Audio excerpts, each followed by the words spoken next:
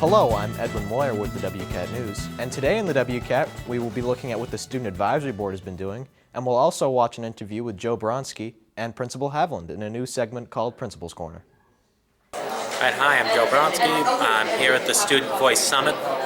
Right now we are working on discussing issues that affect our school, trying to improve our school in any way, shape, or form we can.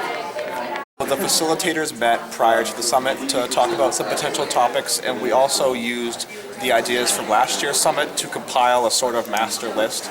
And we thought of 10 good topics that we felt we could really discuss today and come out of the summit with some good action plans to take up with administration. At the Student Voice Summit, we're working to pass bills to solve problems going on in the school around us. So we're using these bill formats to try and solve issues such as, we're working on books and resources, so a way to get more books and ink cartridges and things like that that the school needs into the school.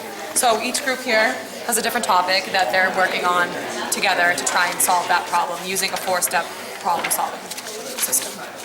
There are a variety of ways we can take this up, whether it's meeting directly with an administrative member like Principal Havland or a dean, or actually going all the way to school committee. Depending on the type of topic at hand, there are different groups that we'll need to meet with, but that's kind of the goal of today, to pinpoint those key players that we'll need to talk to about these topics.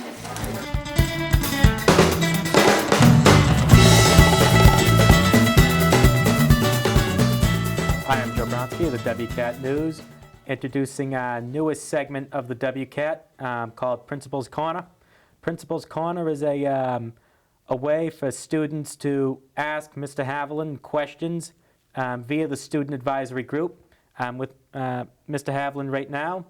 Mr. Havland, welcome. Thank you very much, Joe. Thanks for letting me be here today. I'm very excited about the Principal's Corner segment and happy to help the Student Advisory continue its great work.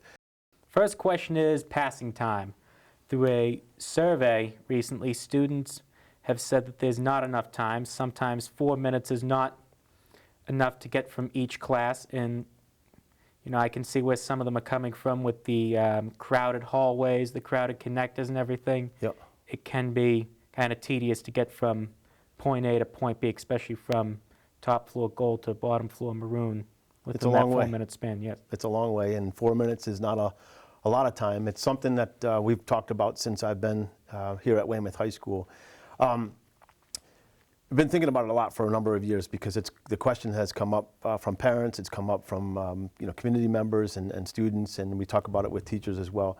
So yesterday, Mrs. Stukenborg and I took a walk through the school in anticipation of this segment of Principal's Corner, in anticipation of these questions. We walked all the way from the farthest end of the Gold building, which is in the bottom floor of Gold by the culinary kitchen.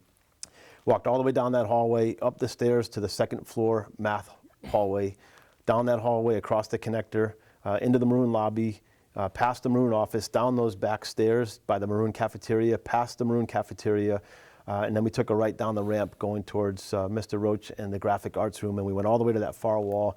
And we did it during class, so there was no students in the hallway, and we did it in 4 minutes and 39 seconds. That's probably one of the most circuitous routes that you could take throughout our school, and we did it in 4:39. The reason I say that is someone told me a few years ago that the building is about a quarter mile in length from farthest end to farthest end. And I always thought that to be interesting as it relates to passing time. And the question of not enough passing time has always been a compelling one when you think about it in terms of distance. But if you think about it and a little bit more on different levels, one is that most kids throughout the course of the day don't have to go from the one extreme end to the other extreme end of the building. Many times of our 2,000 students in the building, some students have to go from third floor science to second floor math, between periods 3 and 4. Yeah. Or they'll have to go from 6th period ELA on the back side of maroon to 7th period social studies on the front side of maroon. And so the distance that most students have to walk between classes isn't that great. The other thing, I was walking with some students the other day, and in anticipation of this discussion through this segment of Principal's Corner, but just in conversations that we have annually about passing time, I watched students walk from class to class.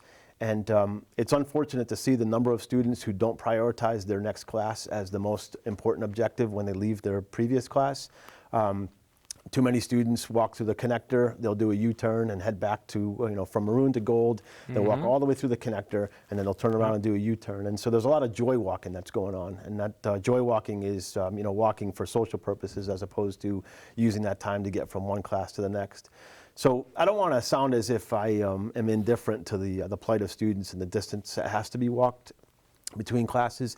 If there are opportunities to examine this and look at it in the future, and if there are opportunities for adjustments to be made, we can. So I thank you for letting me be here today. This has been a great experience, and I hope that we can continue throughout the school year. Well, thank you for being here.